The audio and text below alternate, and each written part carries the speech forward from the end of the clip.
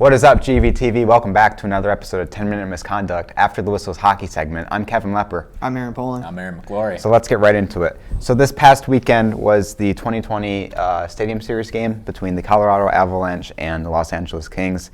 And one way to describe that event was the NHL equivalent of the Fire Festival because it was a total disaster. So for those of you who don't know, the NHL plays a couple outdoor games every year, calls them the Stadium Series.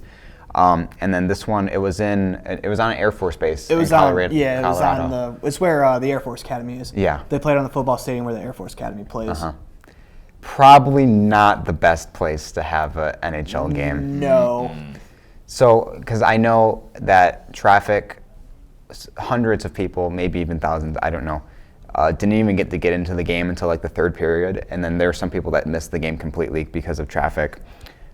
It was an absolute nightmare. Concession stand lines were the same story, where they were too long, they were underprepared, didn't have enough food. It was a complete nightmare for those people. Yeah, so my biggest thing I'm taking away from this is they're playing it on a military base. And I lived on a military base for 3 years. It's not exactly easy to get a bunch of people onto a base at one time. And I'm sure they're not just going to let people go willy-nilly on the base. Everyone's going to have to check out for something. And that probably took a while too. That's probably where most of the traffic stemmed from, was getting on and off base. But it's just one of those things where it's a massive stadium. There's going to be a lot of people there, and I don't know if you can, because you got to think too. I think they add seats onto the field because there's that extra room, kind of like how wrestling does for their big stadiums, where they'll take the seats that are actually for the NBA crowd, but then they'll add 100 more on the floor. So it's hard to prepare for that. I mean, it's obviously a massive, massive letdown that not many people got to see the game. I would just be so mad if I traveled for that, because I'm sure a lot of people did. Yeah, those tickets probably weren't cheap either. Yeah. Oh yeah, no way. And you don't even get to watch the game because of traffic. That'd make me so mad. So. Yeah, I can understand that. You got anything on it? I mean, I'm just more upset that the Avalanche lost the game to the freaking Kings. Are you kidding me, Colorado? Hey man, it's 2 in a row. Yeah. They lost to Washington too. Well, losing to Washington isn't as bad as losing to the Kings. Except you're up 2-0. Well, yeah, that's true. You give up a hat trick to Tyler Toffoli, so increase his trade value. Do you guys like the Stadium Series games? I enjoy them to an extent. I don't like the jerseys, man. I think the Winter Classic should be the only outdoor game. Just one. Because that's what makes it so special. It only happens once a year. Yep. And having all these other outdoor games kind of lessens the value of that, I think. The jerseys were ugly. I did like what they did with the helmets, though. The Kings had the chrome helmets, and then the Avalanche had the decals on them. I'd rather them add another international game to the schedule than an outdoor game, to be honest. Absolutely not. You don't like it? I don't, yeah. The international game set teams back. Like Philadelphia I think they played Chicago in whatever was Sweden this year. They didn't play another game for a week. Yeah, that's tough. Throws them off their schedule. Fair enough. Yeah. I think they kind of overdo it with the Stadium Series games, though. I think it should just be the Winter Classic, one outdoor game every year, but that's just my opinion. So maybe one outdoor game, the Winter Classic, then maybe one kind of a specialty for the Heritage Classic, like they did with the Wings in Toronto for the 100th year. Yeah. Maybe 2 outdoor games a year, not anything more. If you're going to get an original 6 matchup, I'd be okay with that too. Yeah. Yeah. But if we do it once a year, it's hard because you can't exactly do these games on the West Coast, or the Arizona Coyotes are never going to really get a chance to play in a Winter Classic game. Yeah, so Montreal versus Toronto, you can very easily market that as an outdoor game. Absolutely. I feel like the original 6 teams have been getting a lot of the outdoor games, though. They do. Over the past few years, because they definitely the Wings, Blackhawks, Leafs. So the Wings and the Leafs have played twice in the outdoor games. Yeah. Yeah. And I believe, it's going to be St. Louis and Minnesota next year. So. Oh, those are 2 new markets. Yeah. Is it in Minnesota? I believe so. That's going to be wild, dude. Oh, yeah. That's cool. Nice pun. But also, it was Dallas and Nashville this year, which were 2 teams that you wouldn't really expect to be in a Winter Classic game, so that was cool to see. I agree. So outdoor game talk aside, let's get into the Red Wings talk. I've got some positive news for you, fellas. A rare time on this show where we're going to talk positively about the Detroit Red Wings. Let's do it. So as of February 1st, this coincides with Jonathan Bernier coming back. The Red Wings penalty kill before the game on Sunday with the Penguins, I didn't do the math afterwards, was at 93%. insane. That's incredible. Like, this is a team that was bona fide worst defense in the league, like by a wide margin for the longest time. Yep. And for them to have a penalty kill stat like this is just mind-boggling, quite frankly. Yeah, it's someone's doing something. Whoever's coaching the PK right now, I couldn't tell you off the top of my head. Whatever changes they made, I mean, a lot of it's Jonathan Bernier playing on his head. True. Goalie has to be the best penalty killer. But it's not just Bernier. Like, Yeah. a great goalie can only take you so far if the penalty kill and Glenn rest of Denning the and defense is Helm good. have not dominated on the PK, but they've played really, really well. I mean, obviously, Helm getting the shorthanded goal against the Bruins. Unassisted, too, which Yeah. is really nice. Yeah. Just steal and go. I think it's the aggressive play that kind of led to that goal. They're being a little more aggressive up top, so the point of the umbrella on the power play, they're rushing it a bit, and you don't make as crisp passes. Can't get those one-time shots on the wings that every team in the NHL tries to do. And I think it bodes well for the future. That's true. I'd like to see the Red Wings take a lot more, just, for lack of a better term, like effort plays, because you're already like way too low in the standings anyway. You just go for it. Try to make a play. Yeah. Do what you wouldn't normally do, because I mean, at this point, it doesn't. Take the extra risk. Don't be safe. Yeah, pull the goalie 3 minutes into the game. Let's go. Yeah, why not? Let's go 6-on-4. If we get an immediate power play, let's go 6-on-4. Let's go 6-on-4 for 3 whole periods. Yeah, Larkin, Mantha, Bertuzzi, Zadina, and whoever else. Zadina's got to get on the ice first. Yeah, that's true. Do you have a positive stat for us? Yes, I do. Sweet. In the -106, the Red Wings are -106 in goal differential this season. That's not positive. That's not. That is not positive. I've got a positive stat stemming off of that. We talked about Darren Helm being a great penalty killer, just pretty good locker room guy, good guy for the defense in general. He's a -1 in plus minus. Which, all things considered, for the Wings right now is pretty damn good. It's borderline elite. Yeah. Quite frankly. I mean, basically, yeah. Yeah. It's elite how bad we are, but it's elite how Not almost bad. average Darren Helm is. Exactly. Yes. That's funny. There's this atrocious team, Darren Helm playing really well. It's a bright spot. Yeah. He's actually earning his money on that contract this season, oddly enough. Yes. Yeah, he's been pretty solid for us. And he's an expiring contract next season, so he's not even an albatross contract anymore. Guess what? Good job, Ken Holland. Yeah. I'm not mad about Darren Helm. No. We got like 4 other conversations we need to have, but yeah. that's beside the point. Well, I'm going to bring up one of our favorite topics, especially on the radio show. Alexis Lafreniere, Ho is going to be with the Red Wings next season. Probably not, but we'll see. Yeah, we're going to somehow That lottery mathematically- always even just though it's messes us impossible, we're up. going to mathematically end up in 6th place. It's impossible, but it might happen. 6th place is just where we belong, I guess. guess. It's fate. So he plays for the Rimouski Oceanic of the QMJHL. Yeah, I can't ever get that Quebec right. Major Juniors Hockey League. It should just be the QHL, but whatever. Major That Juniors would is be an much simpler. oxymoron. It Major would be. Juniors is an oxymoron. Why do they do that? I don't get it. But anyway. Well, because there is minor juniors, but that's a whole rabbit hole. Okay, yeah. We can't really get into Canadian junior Yeah, hockey. That's way too much. That's a different show. That's our junior hockey segment, which is gonna Doesn't exist. Yeah, it's not gonna air next week. Sorry. So Rimouski is where Sidney Crosby played. He is Lafreniere is 4th all time in scoring for Rimouski. Sidney Crosby is 2nd. So Lafreniere has 99 points this year in 44 games, which is incredible. Crazy pace. Yes, he's not quite going to catch Crosby for single season, but that's okay. Also, who's 3rd? Do you remember? I don't remember who's 3rd. But if you had to guess, Kevin Leppers. Lepper. There's no S on the end, but that's okay. Did I say yes? I'm sorry. Yeah, it's I have a fine. lisp. We'll cut that out. Probably not. We won't. Okay. I'm going to leave it Didn't in think there. so. Didn't think so. Extra bloopers. It's all good. It's good.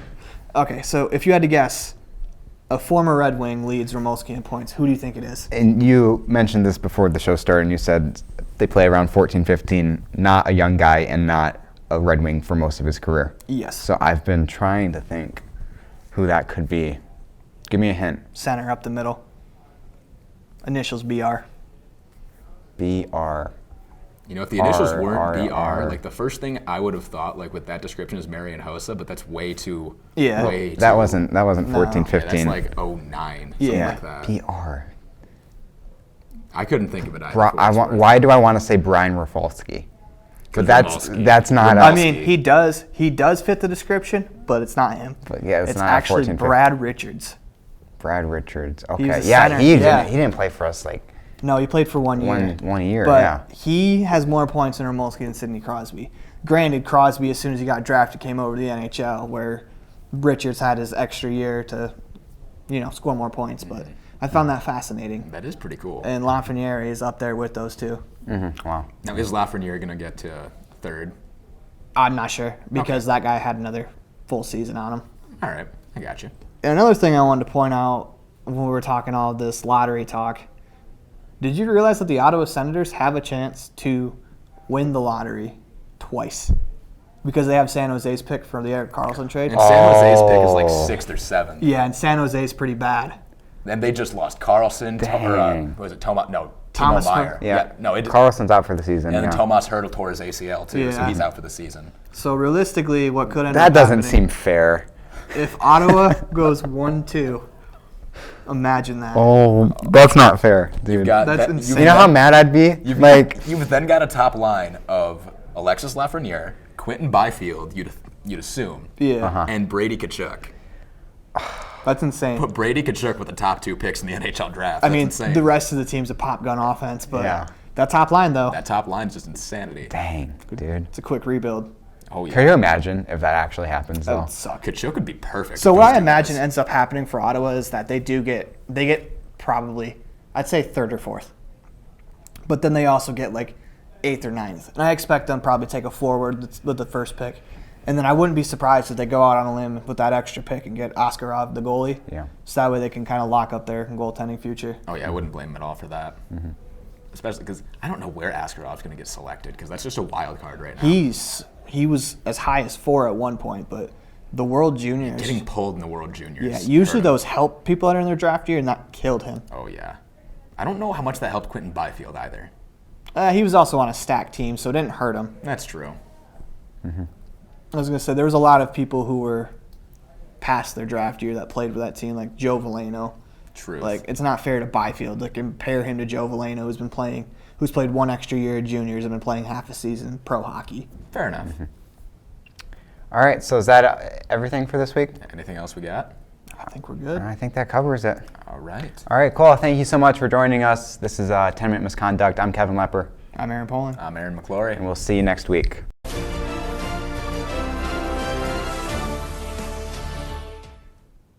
Hey everybody, how you doing? This is Full Court Press After the Whistles NBA segment. I'm Aaron Poland. I'm Aaron McClorey. So let's get right into it. Not much going on this week. It's obviously All-Star Weekend. All-Star break. Yeah, it's the All-Star break. All-Star Weekend was last weekend. And no games till Thursday this week either. Yeah, it's a good break for the NBA yeah. players who probably need it. They're gassed. I was like you were telling me earlier, Luka Doncic's finally healthy. He's gonna be able to come back he for sprained Dallas. his ankle. Yeah, it'll be a help for a lot of teams. So we're gonna get right into the dunk contest. That was enjoyable to watch, but there's some controversy there too. There is some controversy. So it was. Break it down for me. Yeah, it was. The 4 combatants were Derek Jones, Aaron Gordon, Pat Connaughton of the Bucks, and Dwight Howard. So Dwight Howard basically did some 360 one-handed dunk that didn't look that great in real time in comparison to everybody else, and he's also a 7'1" center who's in his 30s. He says, as we can't dunk. I can dunk on a 9-foot rim, shut up.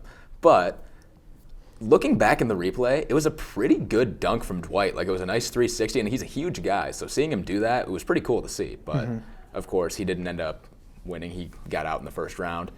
Pat Connaughton had a white man can't jump t-shirt That's on, funny. and he jumped over, I don't even remember who he jumped over, but he did like a little reverse dunk off that. That looked pretty cool.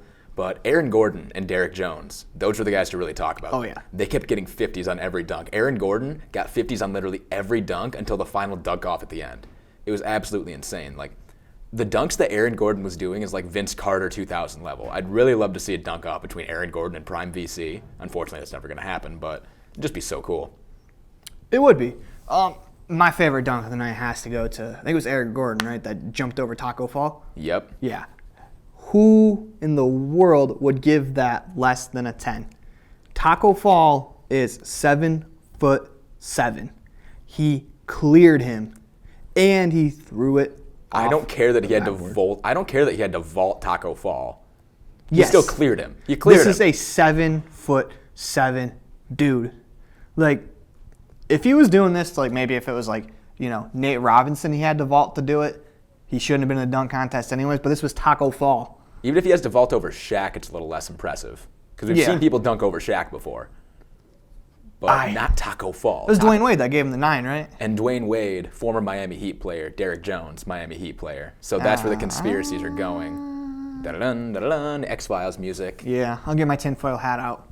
Even though it's probably a little less of a conspiracy than you think it is, there's probably something to it. Yeah. Don't get me wrong, Derek Jones had some sick dunks too. I didn't watch the full thing. I watched a lot of the replays, and Right. this, with watching what I saw, this has to be probably one of the best dunk contests of all time. Oh, yeah. It's this 2016 when it was Aaron Gordon and Zach LaVine. Yep. I think that was 2014. Either way, Aaron Gordon and Zach LaVine was crazy good. Yep. And 2000 when it was Vince Carter, Tracy McGrady, those guys just going off with the dunks. Just outside of those ones, I don't know what you could say that's better than this one. It was amazing. Yeah, so three-point contest is another one of my favorite events because, let's face it, the league's better shooting now than they ever were. Mm-hmm. And obviously it kind of stinks without Clay and Steph there. Yeah, the two Warriors. Yeah, who are clearly the two best shooters in the league, and you can't really argue that at all. That's true, but you just have so much talent with shooting. I guess it was pretty good to see, because Steph and Clay's spots were probably taken by Duncan Robinson and Devontae Graham, two guys that I really like seeing get exposure like that. Because Duncan Robinson, he didn't really even play last season. He's a second-year player. He's 6'8". Yeah. He's crazy from deep. He's hit 10 threes, I think, twice this season. Oh, that doesn't surprise me. Anyone who watched Michigan's run to the championship game in 2018 when they lost to Villanova. Duncan Robinson was raining threes that entire time. Duncan Robinson was probably the main factor. It's just crazy to see him in the NBA doing the same thing. Oh, yeah, for sure. Love to see it. They only lost one time when Duncan Robinson scored 6 points. That's how important he is to that Michigan team. And obviously he's super important to Miami now. Because he plays defense, too. Like, he's a big body. He's like 6'8". And if you're 6'8" and you just try on defense and you're not like a traffic cone, like, you're going to be effective. Yeah. And Devontae Graham, I think he was like an early second-round pick in 2018 as well, and he's emerged as a great shooter for the Charlotte Hornets. So I love to see those guys getting exposure, and at the cost of Steph and Clay, who both guys are pretty much healthy right now. They're just, load managing because the Warriors are not good this season. I'm fine with those guys missing the three-point competition 1 year. It'll be fun to see it next year. And, of course, Buddy Hield of the Sacramento Kings Hield ended up winning. Fantastic at shooting. He really is. He's one of, I think, Steph Curry, Damian Lillard, and Buddy Hield, only those three guys are the ones you trust from, like, really, really deep Yeah, range, they like have 30, a limited range. 30 plus. Yeah. Anybody else, you're like, no, don't take that shot. But those three, they should get exceptions. Speaking of Duncan Robinson, a good transition is this coach at Michigan who is now the coach of the Cleveland Cavaliers. Granted, it's probably a good idea to put L's in front of their names. Yeah, they have lost a lot. But, yeah, so they're kind of talking, and it sounds like John Beilein's going to step down. His coaching style just doesn't mesh with that. Got to give him credit. He wanted to just take 1 year in the NBA, see if it worked. Give it a shot. And you didn't really have to move your family too far, going from, Ann Arbor to Cleveland. Yeah. So I don't blame him for trying.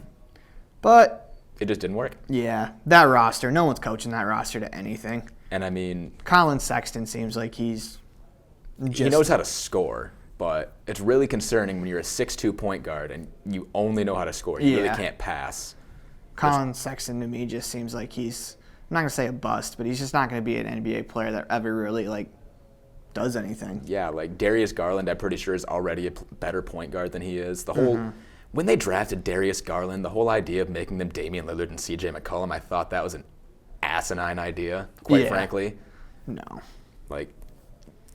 I don't even know a good situation for Colin Sexton. Kevin Love has seemed to just tune everything out. He's just getting paid, and he seems to not want to be there, but he's kind of stuck there. 4 years, $120. That's his own fault. 4 years, $120 million. You didn't have to sign that contract, Kev. You knew what this team was going to be when LeBron left. Yeah. And if you pretend like you didn't, Kevin Love's not that dumb. Yeah, everyone could see from a mile away how bad they were going to be. And you knew he did it for the money, and rightfully so. I'm not mad at a player for signing a contract and getting the money, but if you're complaining about the situation you're in, when you sign the contract that put you in this situation, I don't have any sympathy for you. No, neither do I. But John Beilein, if he goes back to Michigan, I'd like to see him kind of as an assistant, but I can also see just some college program taking a shot at him. Yeah, I don't think John Beilein's going back to Michigan. Especially with the new group of recruits that are coming in next season. Isaiah Todd looks really nice. These aren't the type of players that John Beilein would recruit. We're going to go off on a college basketball tangent real quick. Juwan Howard is recruiting the best athletes he can get. He's not necessarily recreating the Fab Five, but he's recreating that style of basketball, that super exciting style. Which I'm okay with. Where John Beilein recruited his type of players that would fit his system. So, like, Jordan Poole is a great example. He's a great shooter, great slasher. Duncan Robinson, too. Yep. Isaiah Livers, who's with Michigan right now, great shooter, is becoming a very good slasher. Mm-hmm. I can't see Beilein ever going back to Michigan and just being like, oh, yeah, hey, I'm back. Can I have my job back? No, I don't think Beilein would do that. Especially because Michigan has looked better than they did right at the start of the season. Like, that's when it was like, oh, no, doom and gloom. But they're definitely making the tournament now. They are making the tournament now, yeah. I mean, but you also got to wait for Juwan Howard to get his player. Xavier Simpson's not exactly his type of player. Mm-hmm. As good as he is at what he does, he's not Juwan Howard's cup of tea. Truth. I could see John Beilein going to a major school and just building another program. I can't think of a really immediate spot, but of course, one's going to open up. One eventually. will open up, yeah. Especially because these teams are going to be like, John Beilein's available. Do we really need to be with this lame duck coach we've got right now? Yeah. I mean, and who's to say John Beilein doesn't retire? Maybe he's just done with basketball, wants to go live his life. And he's coached for 40 years. Rightfully so. He's been a winner for 40 years in the NCAA. Go right off into the sunset, John. It's impressive. Very impressive. Got anything else? I think I'm pretty much all set. Go Dallas Mavericks, go Miami Heat. Those are the two teams that have been backing all year. Yeah, as we said, there's not much going on this week. Obviously, All-Star Weekend was last week. And no games till Thursday. Yeah, NBA players are on a break, so it's a little shorter segment this week. Tune in next week. We'll have more games for you. We'll probably some more news, maybe some more action. But before we go, I have one point I want to bring up. Do it. Giannis Antetokounmpo is catching flack in the media today because he didn't score a bucket in the fourth quarter of the All-Star game. They're calling him unclutch and not very good. Those are the words I saw on a major sports network today from one of their major radio hosts. It wasn't Colin Cowherd. Colin Cowherd would never say something that's stupid. I wouldn't say that, but I'm just leaving it alone. But do not engage with some of those fools. How are you going to bash a player for not scoring a basket in a meaningless game? Yeah, I don't even get it. To be 100% honest with you, it's the All-Star game. This is the first time the All-Star game has been good in what? A while. A decade plus. Yeah. I mean, they played defense at the end, but it was still 157 to 155. Yeah, that's all you need to know. But that said, anything else? No. I'm Aaron Poling. I'm Aaron McClorey. And this has been Full Court Press. Peace.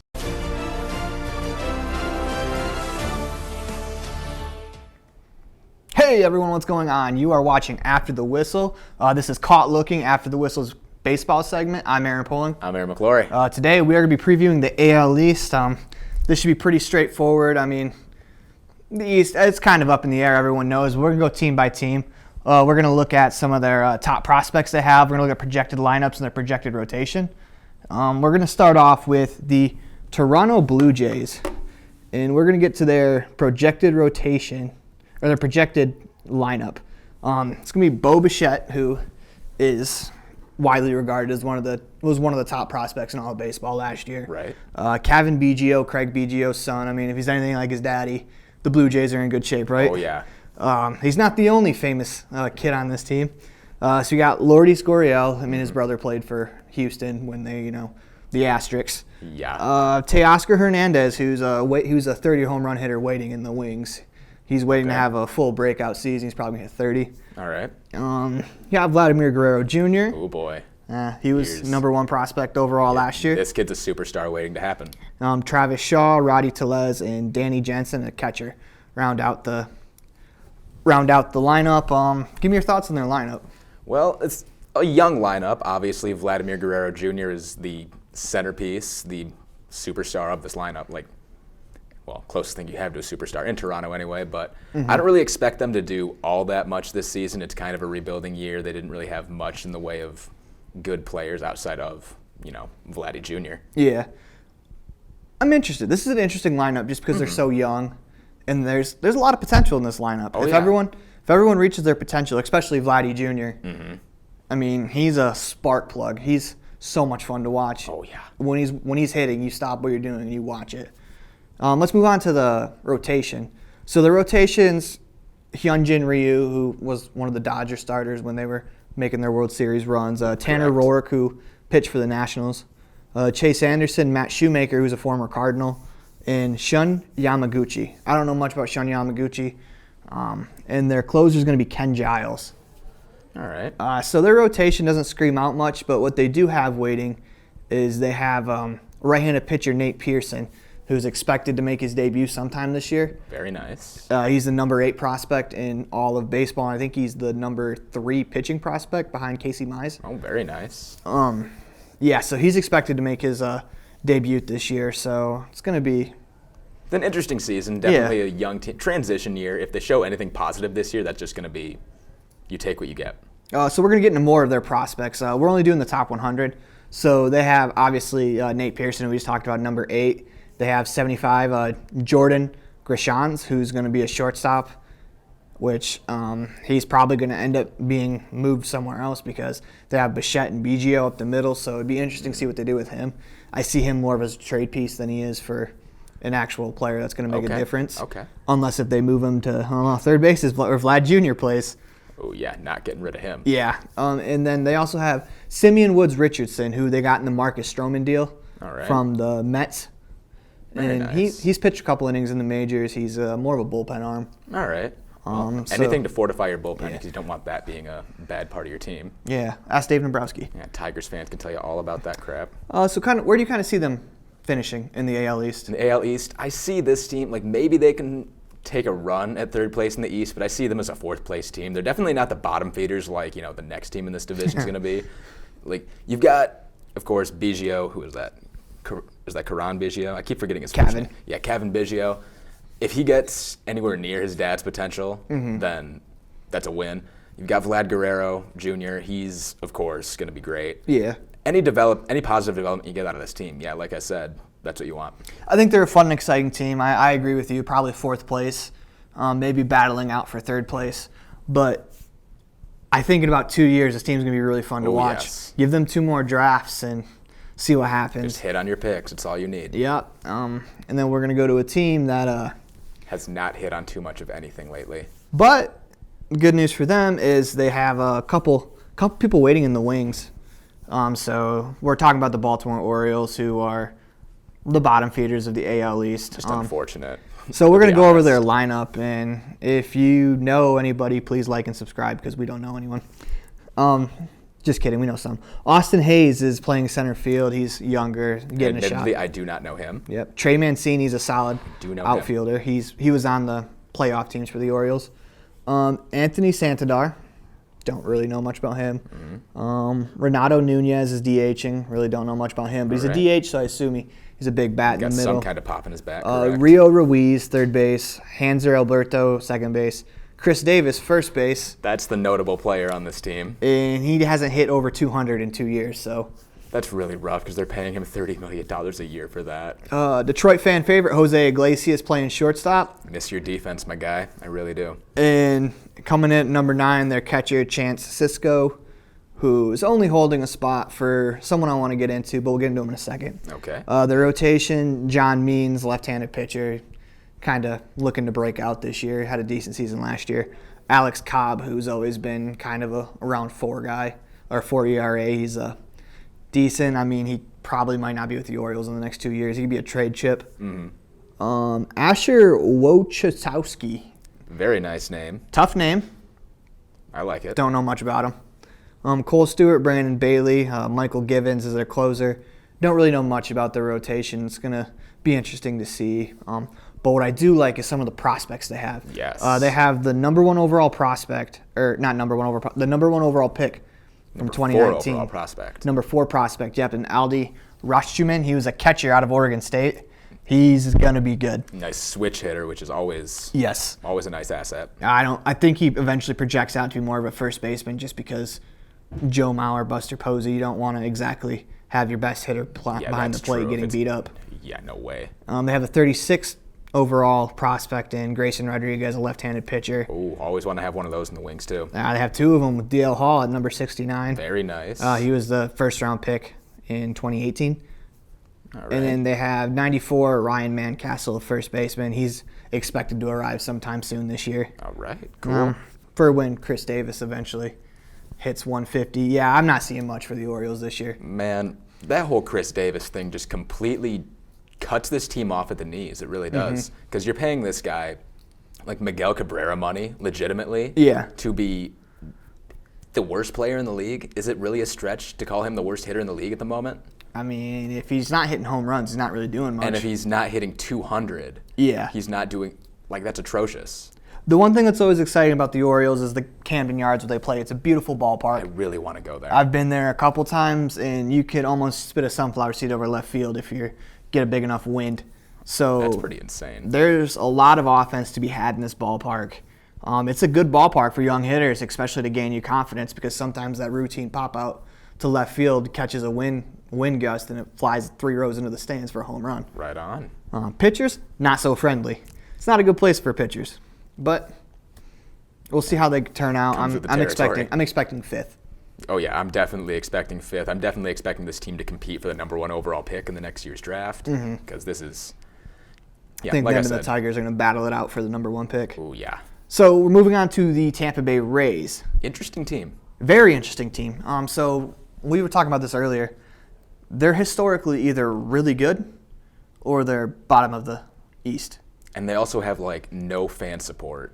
Ever. Yes, and they almost moved to Montreal for half the season, which would have. I don't need to explain why it's ridiculous to play one half of your season in Tampa and another half in Montreal. That's ridiculous for every reason in the book. Yeah. But anyway. So let's get into their lineup. Austin Meadows, who's a decent outfielder, quick, speedy hitter. Leading off, you got Yandy Diaz. Don't know much about him at third. Jae-Min Choi played last year. He had a decent season. Hunter Renfroe, who they got in a trade from San Diego a couple years ago. Good power hitter. Yoshimoto Tuskatsu. I don't know anything about him, but he's their DH. Yeah, there's a lot of tough names in the AL East. Susugo is. Susugo. I don't know if that's right or not. But. Sounds right. Sounds better when I said. Brandon Lowe at second base. You got Mike Zunino. Mike Zunino. I'm sorry, I know that one. He's been a solid catcher in the league for years. Kevin Kiermaier in center field. Very recognizable name. He's a stud defensive center fielder. And you have Willie Adams at shortstop, who's essentially just holding the fort down at shortstop until we get to their prospects. Correct. And you'll see why in a second. Their pitching staff's pretty good, though. Oh, yeah. If they're going to win games this year and take a chance at the AL East, it's going to be on their pitching staff. They play in a dome, so no weather affecting the pitchers. Yep. Charlie Morton, right-handed pitcher, throws hard. He's a beast. Yeah. I really like Blake Charlie Snell Morton. is an AL Cy Young winner. Which I never remember that. Yeah, it's because he's in Tampa. Nobody really thinks about it. Yep. Tyler Glass, now solid third starter. You got Ryan Yarbrough and Yanni Chirinos. Yarbrough being a lefty and Chirinos being a righty. I don't really know much about them. Right. They're fourth and fifth in the rotation. You got a second lefty in Yarbrough, so. Yeah, that's always good to have. Either teams are really good against lefties or they struggle against lefties. Exactly. Then you got closer Nick Anderson. So I want to get to the interesting part of the Rays. Prospects. They have the number 1 overall prospect in Wander Franco. He's going to be probably playing shortstop next year. They have 5 top prospects, and Brandon McKay is someone to look out for. He was the 4th overall pick in 2017. He can pitch and he can hit. So where do you see the Rays showing up? Okay. Where do you see them this year? I mean, this team, in theory, if they get hot, then they're definitely making a push for number 2. I don't see them taking over number 1. I more see them being 3rd in the division because there's nothing in this lineup that really jumps out at you. Yeah. You've got a lot of good, not great players, and I don't really see them going over the edge, whereas, the top 2 teams in this division are just much more likely to be better, quite frankly.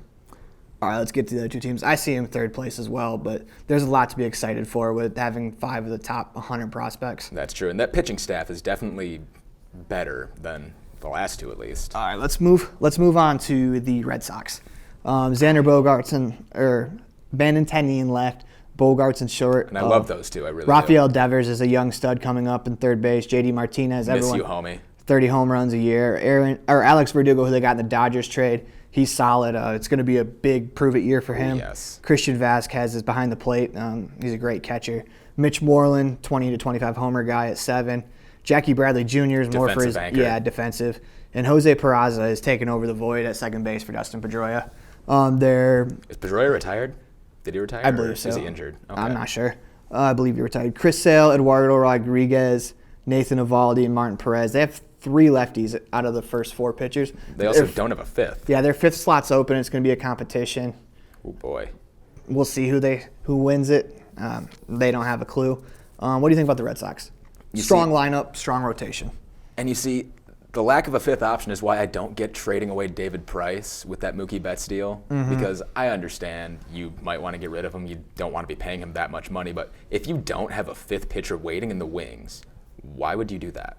I don't really understand it. And then you've got Mookie Betts, who is a former MVP. You could beat the Yankees. You really could. They could. They've done it. Not last year, but the year before. They were like this is a 17-5 against 2018 World Series champions. You have a bad year in 2019. Like, injuries happen.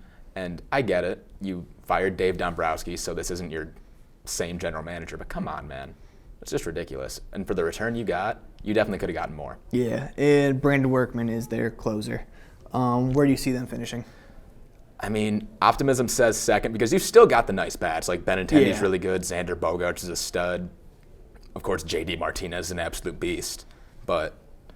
And Chris Sale. Cy Young potential every time. It's crazy he hasn't won a Cy Young yet. We're going to move on to the Yankees. So they got leading off DJ LeMahieu, who's been solid over his career in Colorado and the last year in New York. Yep. Aaron Judge, everyone knows Aaron Judge. All rise, crushes homers. Should have been the 2017 MVP. Gleyber Torres, shortstop. I mean, he can handle the bat pretty well. Yep. Giancarlo Stanton is DH. Home run or strikeout. Mr. Money. Yeah, he's swinging for the fences every pitch. And at Yankee Stadium, it's not a bad move. No. Gary Sanchez, catcher. He can produce offensively, not exactly the best behind the plate. Brett Gardner, they have him playing center field because Aaron Hicks, their expected starter, is returning from Tommy John surgery in like June-ish. Brett Gardner's a trustworthy player, though. Yes. Luke Voigt can hit you 25 home runs, especially in Yankee Stadium at first base. Mike Tauchman, left field, and Gio Urshela. Don't really know much about them. Right on. Excited to kind of see what they do this year. So we got pitchers, Garrett Cole, Masahiro Tanaka, Luis Severino, J.A. Happ, Jordan Montgomery. I wouldn't say it's the best rotation, but it's serviceable with the bats that you have in your lineup. And I mean, Garrett Cole, of course, he's got Cy Young potential as well. Tanaka's pretty good. But Severino and Happ, those are bottom of the rotation guys. And Montgomery, I know nothing about that guy, admittedly. It's a left-handed pitcher, so at least it helps. that. The thing about Luis Severino is when he's on, he is on. He's really good. He throws about 100. He's got a sharp breaking slider. Problem is when you hit a 100-mile-an-hour pitcher at Yankee Stadium. Yeah. Yee. The wild card game against the Twins, I think it was a couple years ago, where he shut them out, is just proof of what he can do. He just needs to be more consistent. And their closers are Aroldis Chapman. And he's still a flamethrower at age 31. Nothing's going to change there. Yeah. What do you see the Yankees doing this year? I mean, I see them winning the AL East. I mean, I think this team, as long as you keep Aaron Judge, Gleyber Torres, Giancarlo Stanton together, especially with Garrett Cole and Aroldis Chapman, they're going to be a World Series contender no matter what because they've got an endless bank account in a league with no salary cap. They can trade for any superstar at any time. Mm-hmm. So the Yankees are always going to be a contender, as much as I hate to say it. They're definitely winning the East, for sure. The crazy thing last year is most of their starters missed a lot of time with hurt. So much. Yeah, and they still killed it. They really did. And this is a team with great chemistry, great locker room. So, yeah, I can see this team going really far. So to wrap it up, we have the Yankees winning both of us. Both of us have the Red Sox in second, the Rays finishing third, Blue Jays finishing fourth, and the Orioles finishing fifth. Also, do you see the Rays or Red Sox doing anything in the playoffs should they make it? The Red Sox with that lineup, you can't count them out, especially in a one-game wild card with Chris Sale. Oh, yeah, Chris Sale's beast. Eduardo Rodriguez, I think he's pretty good too. I think the AL East is probably gonna have 2 wild cards again. Or if they go to the new format, they're definitely getting 2 wild cards. So I think the Rays and the Red Sox are 2 of the better teams in baseball. Okay. And because they're all in the East, obviously they can't win their division. True. But with the new wild card rule, I could see them getting into the playoffs. All right. With that wraps up our preview of the AL East. Thank you for watching. For Aaron Poling. I'm Aaron McClorey. You've been caught looking.